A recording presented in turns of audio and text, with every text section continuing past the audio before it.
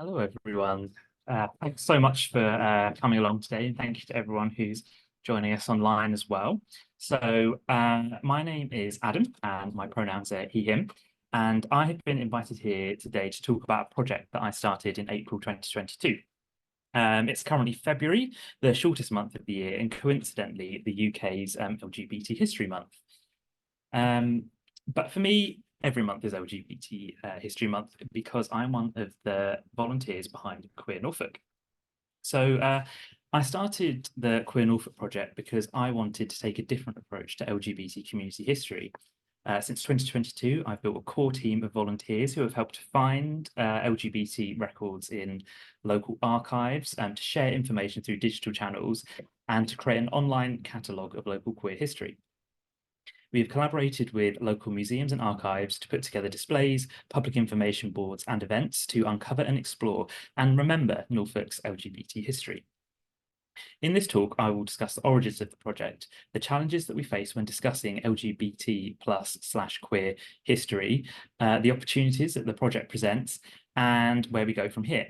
And along the way, I will have the honour to highlight some of Norfolk's LGBT heritage that is housed here at the Record Office and also elsewhere in the county. So first of all, what is Queer Norfolk? So first of all, I'll give you the sort of official spiel, I suppose.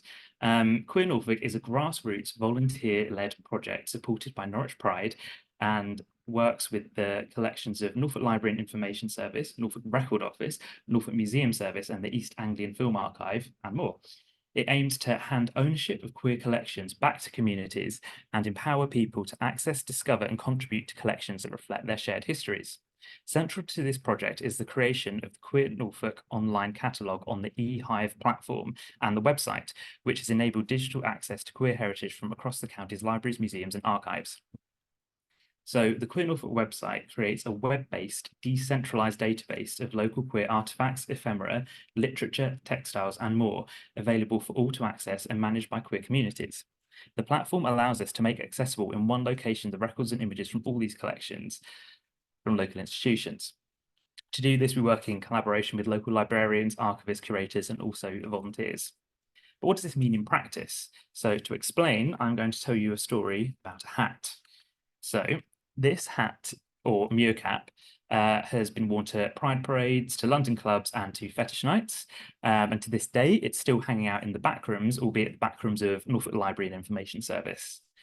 So the cap arrived at the archive thanks to the efforts of community librarians Joe Foster Murdoch and Rachel Rideout, and that's Joe in the top left there, and just below, sporting the very stylish tote bag available on our website, is Rachel Rideout.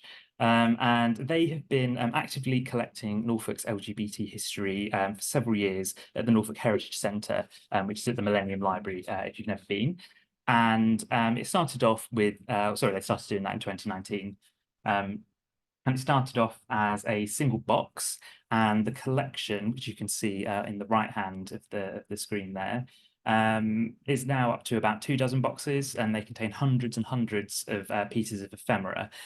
So things like posters, leaflets, flyers, and it's growing all the time. So while the library is well equipped to preserve paper material, there are some things like the muir-cap that may have to go elsewhere. Just for space issues and preservation, as well as it's made of leather.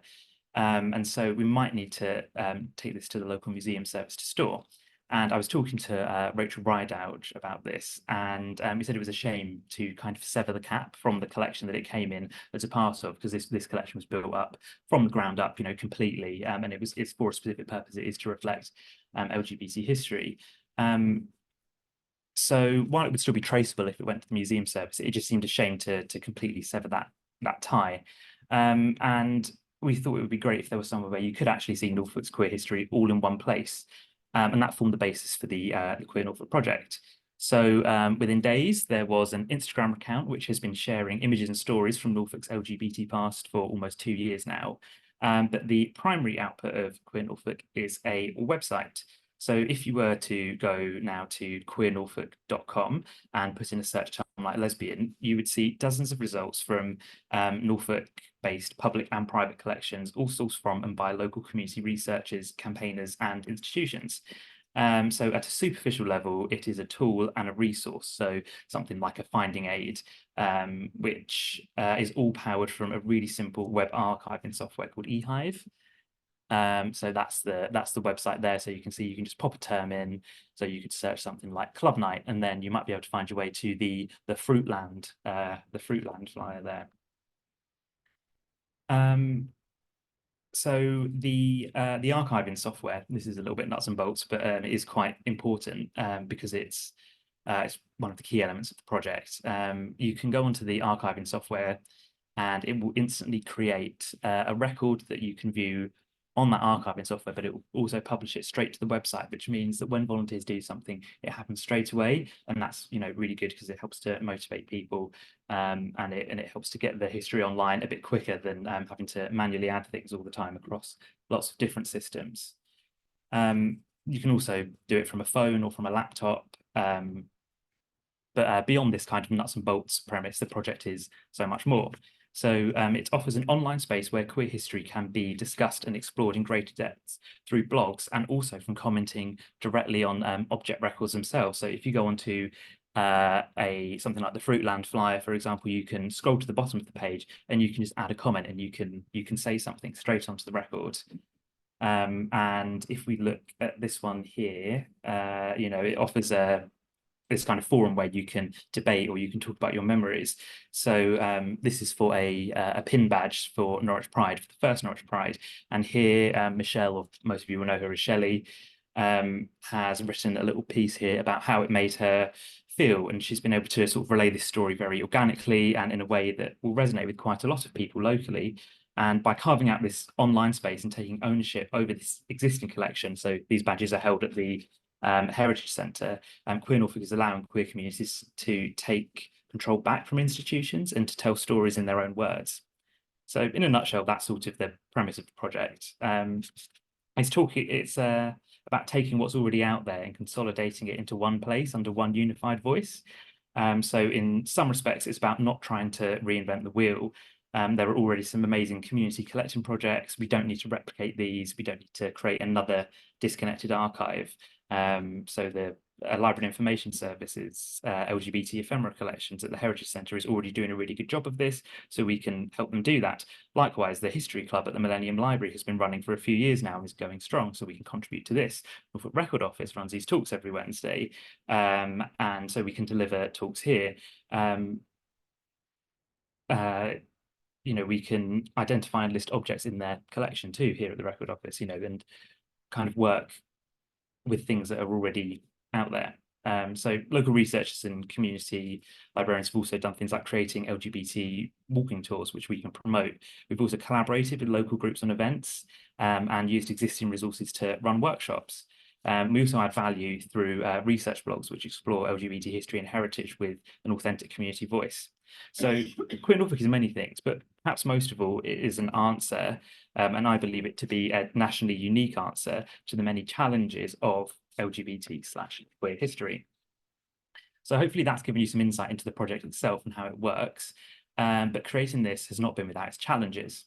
So what are the challenges of LGBT plus or queer history? So to help me explain the challenges, I'm going to draw on stories, objects, and documents from Norfolk's past. The research here has been carried out by a combination of friends of the project, Dr. Jane Hattrick and James Watts, who's here today, and also project volunteers like Bo Brannick and myself. So before moving on to the challenges, I'll just start with a kind of a general caveat, which is true of all history. And that is there are limitations on what stories we can tell based on the sources that are available to us. So a little later on, I'll talk about some Norfolk women who loved other women whose stories survive only because of their higher status in life. Their lives were considered worthy of recording and preserving, and consequently we can tell their stories with an amazing degree of detail. But for those lower down the social ladder, less is written. Often the only place their stories are recorded are legal records such as wills, or if they have been arrested or put on trial. James, who I mentioned earlier, has done some brilliant and insightful research onto the quarter sessions leading up to the criminalisation of homosexuality in the sort of the immediate post-war period. And these histories of real men who got in trouble in and around Norwich for having casual sex with other men. One particular story springs to mind where two men were discovered by a policeman on the back street of Prince of Wales Road, and one man protested that he shouldn't get into trouble on the grounds that he wasn't doing anything that he didn't do in the Navy during the war. So, with that caveat out of the way, the first challenge of LGBT history is that it's everywhere, but it's hidden. And some people say that the using the word hidden is a bit of a cop out and it's quite lazy, but I would argue maybe against that and say that LGBT history in particular is hidden by accident and by design. So firstly, let's talk about how and why queer history has been intentionally hidden, not only by those who wish queer lives didn't exist, but also by queer people themselves. So queer people have had a good reason to conceal details about their social and sexual lives. In the past, people finding out that you love people of the same sex or were living as a sex different to the one you were assigned at birth could not just incur reputational damage, but could even put you behind bars or worse. Famously, Oscar Wilde, who for a short time lived here in Norfolk and also holidayed here with his lover Bosie, was imprisoned for the crime of gross indecency, or essentially having sex with another man, in 1895. Letters presented in court were key evidence in this conviction. So for this reason, queer people have intentionally hidden or destroyed evidence of their queerness. There are stories from country houses of loyal valets burning the personal correspondence of their flamboyant male employers after their deaths, presumably to erase any evidence of queerness for fear of reputational damage. Perhaps we can continue. Perhaps as we continue with the Queer Norfolk project, we'll find objects that have escaped the fire, or perhaps we'll uncover coded diaries like those of Anne Lister, who led a remarkable life and recorded her same-sex relationships. But what about the actions of others? Those institutions trusted to hold our collective past have also intentionally erased, destroyed, or neglected evidence of the queer past, where personal prejudice has come into play. Institutions have also been hindered from identifying LGBT-related objects by the law.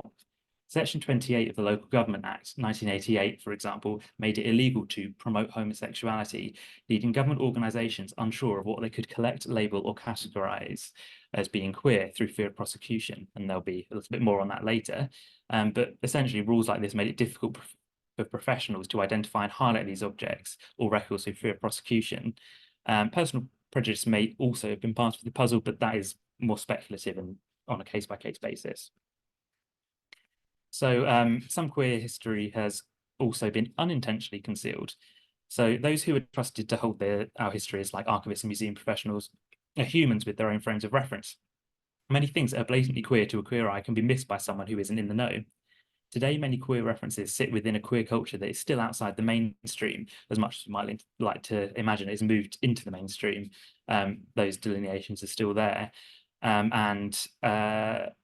So when contemporary materials are catalogued by contemporaries, not all notable LGBT references and languages may be picked up if the person working on those records is not in those circles. And adding time to the mix makes things even more complicated. So because of the aforementioned dangers queer people have faced in the past, queer people have adopted ways of speaking that protect them. A joke reference or piece of terminology that has been coded, has been queer coded, making it protect the speaker or writer from prejudice or legal consequences may not be obvious to an outsider. A notable example might be Polari, a coded language originally used by the Romani people that was adopted by queer people, but particularly gay men in the early 20th century, so they could speak publicly about queer matters without arousing suspicion. This makes an archivist's job more difficult, as specific cultural knowledge is required to decode and properly understand and catalogue material. So knowledge in these earlier forms of coded language is dying out, and soon it will be very difficult to categorize and identify these references, and part of this history will be lost. Also, certain words and types of language fall out of favor over time. So I've got a picture here of one of David's knitting patterns, and this is the Pashmina of verbal abuse, I think, and this is some of the tamer parts of it. I thought if this is going up on YouTube, I don't want to get Norfolk Record Office in trouble for having very rude words on there. But these words, you know, they come to mean different things over time, and some of them are, you know, a lot of them are still offensive today, but some of them move in and out of that space. But there are other terms as well. So things such as tribade and uranium pose a challenge to modern researchers of LGBT history, especially those who are not trained historians or specialists on the history of sexuality or gender. So Uranian was used to refer to male-male lovers before gay became widespread in the following decades, and tribade was used to refer to lesbians, but other terms used to refer to lesbians were also Jack, Tabby, and Tommy, all of which have completely fallen from use. And the latter ones also were never commonly used at the time. And this poses challenges, of course, if you're looking for records. Some older terms have been more enduring, like Sapphic, but on the whole, shifting language like this is a bit of a nightmare for historians and archivists alike. And to complicate things further, there are some terms such as invert, which have meanings that are very difficult to articulate. So being an invert is not the same as being gay or lesbian or transgender. We don't have that modern language to map it onto. And this further complicates our understanding of gender and sexuality in the past. So, but it's still clear from its context, however, the word invert, that it means something that isn't heterosexual. So at least we've got that to go on. Some of this can be overcome with glossaries and search guides, but even language that can appear at first familiar can throw curveballs, as seen in this article about a bisexual ghost. So, something for spiritualists, a bisexual ghost. There is a ghost in Norfolk, not Dr. Jessop's, but a new one. It haunts a farmhouse in the neighbourhood of Norwich. It has frightened away servants. It was the owner of the homestead to patrol his rooms at night with a revolver, and it has attracted the attention of Mr. F.W.H. Myers. Moreover, it has been investigated by the Eastern Daily Press, has converted the reporter. He finds that it appears now as a man, now as a woman, or rather that the dreaded mysterious figure has a certain bisexual character, and that in the usual accompanying orchestra of banging doors, falling furniture, and unexplained noises. So we've got the word bisexual in there, which is a word that we know today, but in this case, it's referring to something else. It's referring to the ghost being of two sexes, rather than how we might use it today of someone who's attracted to men and women. So someone researching bisexuality here would hit a dead end, whereas someone who's researching gender nonconformity or gender fluidity or intersex history may never come across this source at all. So language sort of poses this really big problem when it comes to history. The intentional and unintentional hiding, destruction or neglect of queer history is carried out by both queer people and by those who were institutionally prejudiced against them, poses challenges to researchers today. And equally, archivists, curators, cataloguers who want to address this balance by bringing LGBT history out of the closet are faced by this too. There is little that can be done to bring things back that have been destroyed, but for those things that are simply hidden in our archives, there's more that we can do. So the possible solutions to this challenge of revealing hidden come with challenges of their own. So if we take, for example, the bisexual ghost, we are presented with a great example of a dilemma faced by archivists. If a researcher interested in writing a history of non-binary people wanted to find this record, they would not find it easily. One way around this could be tagging the record with non-binary, but should modern-day terms be used to make searching easier, even if they risk detaching the original meaning of the language? Does doing this deprive queer people in the past of voice to describe their own experiences? And in doing this, do we impose our own present onto the past in an inauthentic way? So equally, do we struggle on with outdated terminology that makes things difficult to find or things that are offensive? And by doing this, do we deter more people from engaging with archives? So this is the next big challenge that I want to focus on, and that is, what is the language we should use to refer to queer people in the past? So Anna Gurney, for example, never called herself a lesbian. But we could just as easily call her one. So Anna was born in 1795, and she was part of the influential Gurney family who had a major part in the development of Norwich. Aged 10 months, she contracted polio and was paralysed from the legs down. She was a wheelchair user from a young age. She was a scholar, geologist, and philanthropist who left marks in both the intellectual sphere and also in her local village of Overstrand, near Cromer. Anna had a close relationship with Sarah Maria Buxton. Anna refers to Sarah as her faithful and beloved partner. The pair were known locally as the Cottage Ladies. Anna and Sarah lived together in Northrep's cottage from 1825 until Sarah's untimely death in 1839. And Anna continued living there until she passed away in 1857. When Sarah died, Sarah's brother Thomas wrote, "Poor Anna, the affection she bore her partner was indeed remarkable, and it is more than widowhood." Anna chose the inscription for their shared tombstone, which at the end reads, "They were partners and chosen sisters, knit together in the love of God and heirs together of eternal life through Jesus Christ." This beautiful line that commemorates their life together as two women who were partners. So if we take a look at another person, Valentine Ackland, she did call herself a lesbian in her own lifetime. So she was born in 1906 as Mary Kathleen McCrory Ackland and was nicknamed Molly before she reinvented herself as the romantic Valentine later in life. She was raised in Norfolk and was taught how to shoot, fish, and box by her father. Valentine had her hair cut short and wore trousers, which was, according to one biography, unheard of then, except among perverts. She was always wore typically male fashions, and she adopted a very androgynous appearance. She lived in Norfolk in childhood and returned to live in multiple times throughout her adult life with her lifelong partner, the poet Sylvia Townsend Warner. In contemporary terms, Valentine Ackland might be better described as someone who was non-binary or gender non-conformist or perhaps even trans, but she did not describe herself in this way because she just simply didn't have the language to do it.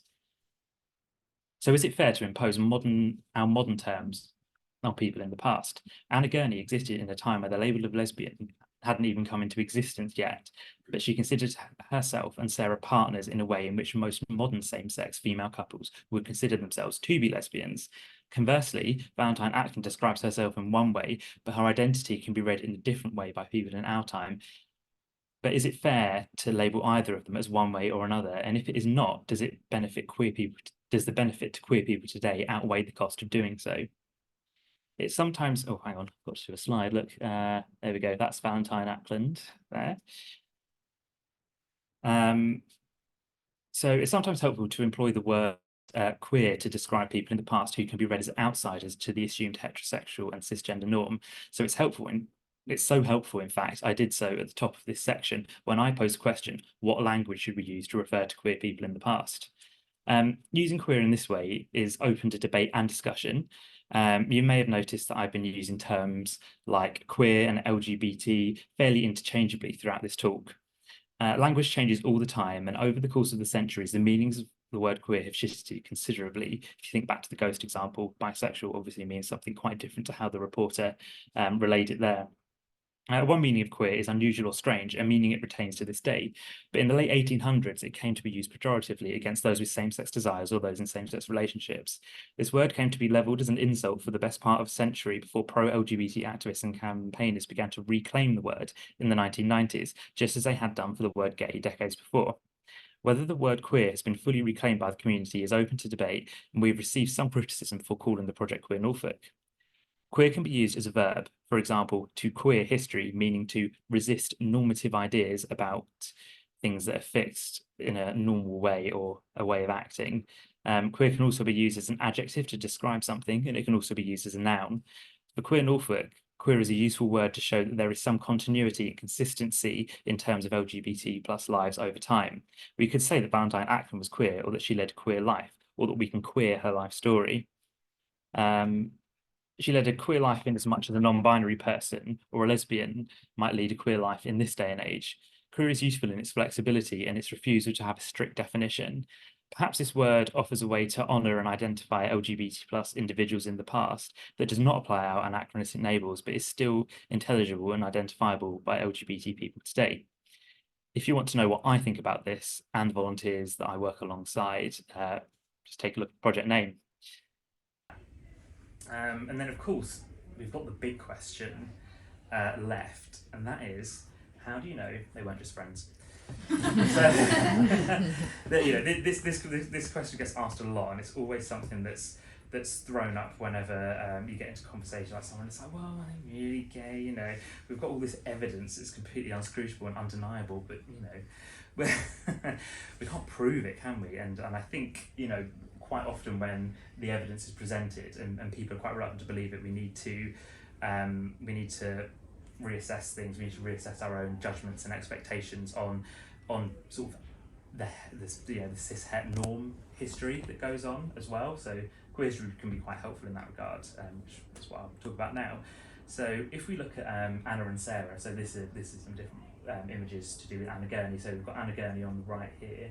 That's a pencil sketch that is available at Norfolk Record Office. If you ever want to go and have a look at it, you can just rock up and ask to see it. It's pretty cool. There's a few other ones in the pack as well.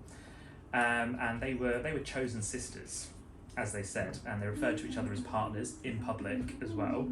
And what we need to do is we need to kind of reevaluate how we interrogate this evidence. So one of the there's a really great book which I meant to bring with me and I've forgotten, which isn't great. And it's a Routledge reader guide, and it tells you how to look for LGBT history and archive essentially. And this book talks about how you can look at these romantic friendships, as they were called. So Anna and Sarah's relationship is often described by scholars as a romantic friendship, which is something that is bandied about quite a lot in the past. A lot of the people who were in the Bloomsbury group were said to be in like romantic friendships with one another. But obviously this is one way of explaining it. But of course, a lot of these relationships were quite a lot more than just strong friendships. And in this book here, so this book is again available at the archive, and it's called a commonplace book, and it's essentially like a type of household scrapbook that people would maintain. And this is a particularly pivotal year for Anna, because this is the year that slavery is abolished across the British Empire. So it's full of lots of excited notes and news clippings about the abolition of slavery, which is absolutely amazing. But it also gives us some insight into the other things that were going on in their life. So they have letters from children at the school who are asking when they're going to be back. But crucially, it also has a letter in there that is addressed to both Anna and Sarah, and that is very unusual because generally speaking, in romantic friendships, they have their own friends, and the letters would just be addressed to one or the other. But it's really significant that it's addressed to both of them. It's from one of their close relatives, and so it just sort of shows that they're partner. And it's also written throughout. They refer to each other as their partner within the book, which again is quite significant. People wouldn't. That's a very unusual thing for people to do, to refer to themselves in that way at the time. So it's sort of, that's the nail in the coffin essentially. But unfortunately, when looking at this history, a lot of it comes down to, did that person, well, we can't prove they slept together, so that's the end of that, haha, got you, can't prove it. So that's the book there, A Practical Guide to Searching LGBTQIA Records by Noreen Shopland. It came out of a project in Wales, which is where these two ladies are from on the left here. So these are the ladies of Llangollen. I gave this talk to Museum Wales a little while ago, and I got the pronunciation completely wrong, and they all laughed at me, which was completely justified.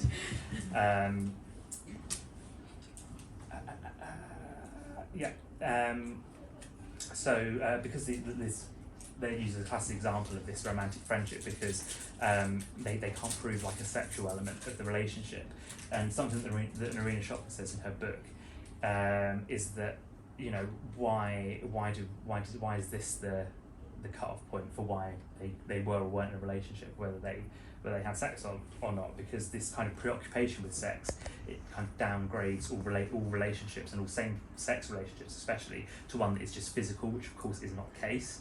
Does it matter if they've had sex or not? We can quite clearly say that they're partners, so I think we can probably say that they were lesbians.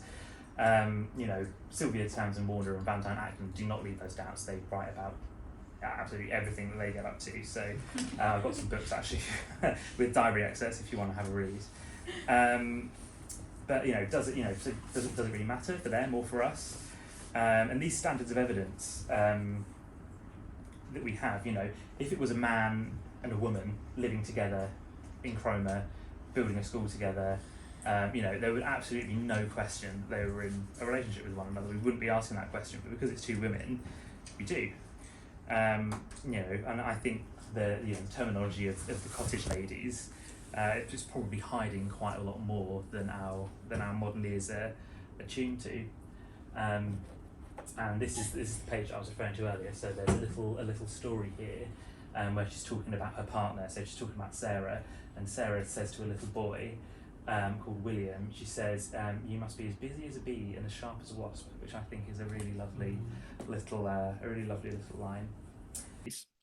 So to summarise these challenges, LGBT histories are harder to uncover because they have both been intentionally and unintentionally obscured. We must work harder to uncover these histories. Language also poses a barrier to accessing LGBT history. There's not an easy answer to this question, as we must be mindful not to skew understanding of people within their times by applying modern terminology to them, while simultaneously we must use this terminology to make queer history accessible and intelligible to modern audiences. And finally, we need to acknowledge and understand the threshold for evidence when studying queer history is often higher than it is for other types of history, but not necessarily for good reason. There are many more double standards and hoops historians looking for queer lives in the past have to jump through to prove that they are right. Interrogating this shows us ways in which heteronormativity shapes discourse, and why it's important that projects like Queer Norfolk actively challenge this. Okay, so this is the page in the diary. There's a lovely little story on the left there, and she's relaying. Anna is relaying something that Sarah says to one of her grooms, so a little child in her care, and and Sarah says to the child, "Not only must you be as busy as me, but you must be as sharp as a wasp." And I think that's a really lovely little quote. So before I move on to talking about the opportunities that the project presents, I asked if you enjoyed hearing about these queer figures from the past, you check out the news section of the Queer Norfolk website and you can read more blogs and stories like this. So what opportunities does the project present? So the project can address some of the problems facing those studying queer history, as well as the institutions that hold queer heritage. As I partially alluded to in the previous section, there are ways in which Queer Norfolk is taking a more queer-centered approach to things like tagging objects and improving the accessibility of collections for non-professionals. This is because of the way the project functions. Queer Norfolk is an example of a new kind of practice, which I'm calling punk archiving. This is a term that I have stolen and bastardized from the concept of punk archaeology, which was first used by Kostas Karellis and William Caraher to describe the fusion of punk sensibilities with the process of community archaeology, or in my case, community archiving. So the counterculture movement of the late 70s was a direct challenge to authority, and it put an emphasis on acting where institutions either couldn't or wouldn't. And there's a big overlap here with queer history, as LGBT activism has always been DIY because queer people have traditionally been excluded from mainstream society and mainstream institutions, and that includes archives. Institutions are large ships and they take a long time to turn, but by working with an ethos of punk archiving, Queer Norfolk can prioritise results that are quick, direct, and democratic that overcome some of the challenges that we've identified in this talk. We can determine what best practices for queer archiving, we can determine what best practice looks like for queer archiving locally without interfering directly with the local ecosystem yet, but simultaneously make something that makes a real difference. So punk archiving incorporates other elements of punk too. So being creative on a shoestring budget, having a DIY approach, being really focused on place, having spontaneous reactions to current events, and using accessible tools, especially digital ones. The attitude and practice has manifested itself in several ways in the project.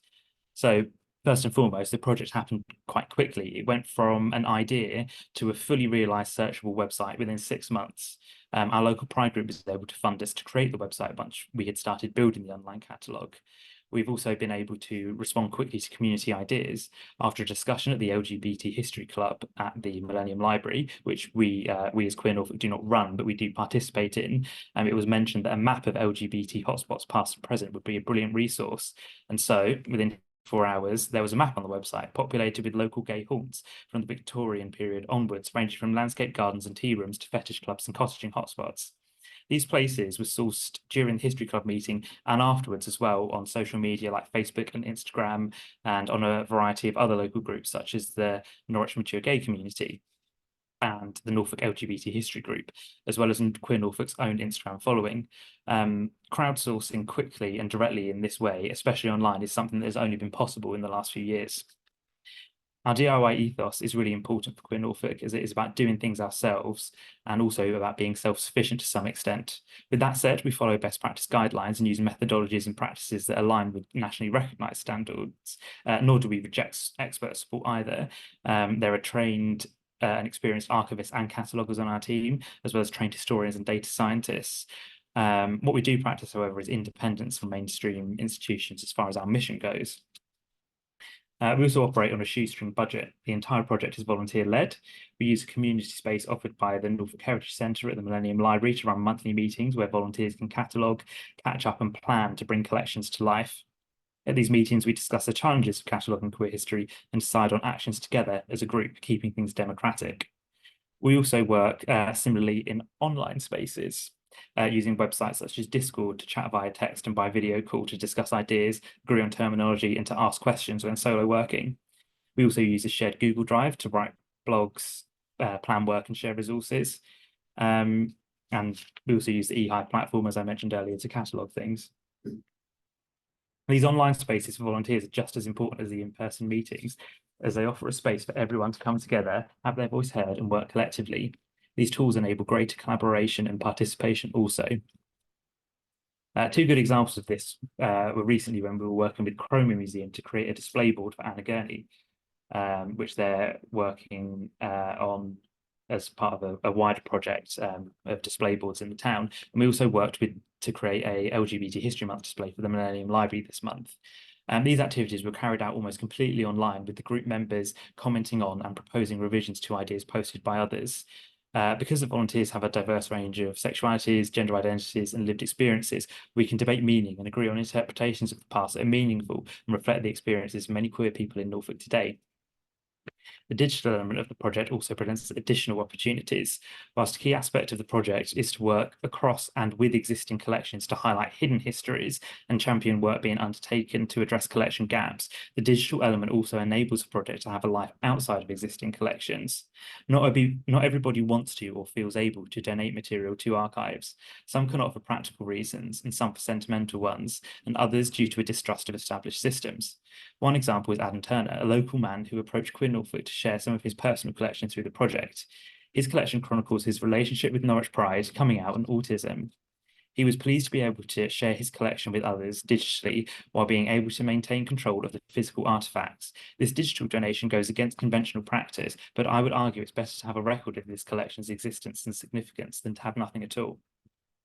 Having a decentralized digital collection has other advantages too. We recently collaborated with Norwich Trans Pride and Norfolk Library and Information Service to host a community day of action last November to celebrate the repeal of Section 28 20 years ago. Section 28 was part of the Local Government Act of 1988, which prohibited the promotion of homosexuality by local authorities, as I mentioned earlier. The new law was quite unclear on what that really meant, but local and government organisations such as schools, libraries and archives tended to interpret this as strongly as possible to avoid becoming the test case. In effect, this meant that homosexuality was not outwardly discussed by institutions like archives and museums, meaning very little was collected or discussed about queer life during this period, which lasted until 2003. There are fears within the LGBT community that a Section 28 type law could return, and these fears were only intensified when recently the government released new guidance for schools in England around transgender pupils that significantly undermined years of progress that has been made and went against the recommendations of almost all bodies representing the welfare of young people in schools. It's important that we do not forget that previously awarded rights and privileges can be revoked, and we have to recognise that changes in the law can jeopardise years of work. If it is decided that local authorities are no longer permitted to share information about LGBT history or people, where does that leave our work? Where does it leave work done by institutions such as the Norfolk Heritage Centre? Working outside of institutions with a punk sensibility and a decentralised approach gives our project an edge. It offers not only control over our shared queer heritage, but also a form of protection. Furthermore, as I mentioned at the top of this talk, it's currently LGBT History Month. LGBT History Month continues the work of challenging and counteracting the shadow of Section 28 and its silencing of LGBTQ histories, identities, and politics. It is important that the galleries, archives, and museum sector plays its part in this mission too. These institutions are responsible for holding the cultural fabric of our shared heritage, and whether this is our national heritage in a broad sense or a heritage in particular regions, or our heritage as an ethnicity or social group. I want to give the almost final words of this presentation to the role that heritage plays and why it's so important for LGBT people, especially now. Heritage plays a significant role in the shaping of societies and identities. It is as much about today as it is about the past. If you take a look at a television program such as Gentleman Jack or It's a Sin, they draw as much on our contemporary sense of self as they do the historical fact of how people they portray view themselves and the society they live in. The purpose of heritage is not to wholly show the past as it really was, but to create an understanding of a cultural, natural, historical, create a shared understanding of cultural, natural, and historical treasures and relate them to how we live our lives today. The preservation of heritage helps people understand their roots, their society, and their history. It also inspires creativity and helps people appreciate the diversity of the world. If we are denied the opportunity to tell queer stories and have these stories sit within our local and national histories, queer people can never claim to be part of the same society that they have always been a part of. The power of imagination and reading ourselves into the past is no more or less fanciful for queer people than it is for anyone else. Queer histories are still being lived, and learning queer history is an open, collaborative practice. Asking questions of the queer past also promotes the value of sexual and gender diversity today. Volunteer-led projects such as ours can work alongside institutions to democratise ownership and accessibility of queer collections while also creating a regional queer history network. Queer Norfolk hopes that this project will provide a template for many other regional heritage organisations to work together and open their queer collections to the public. Thank you very much.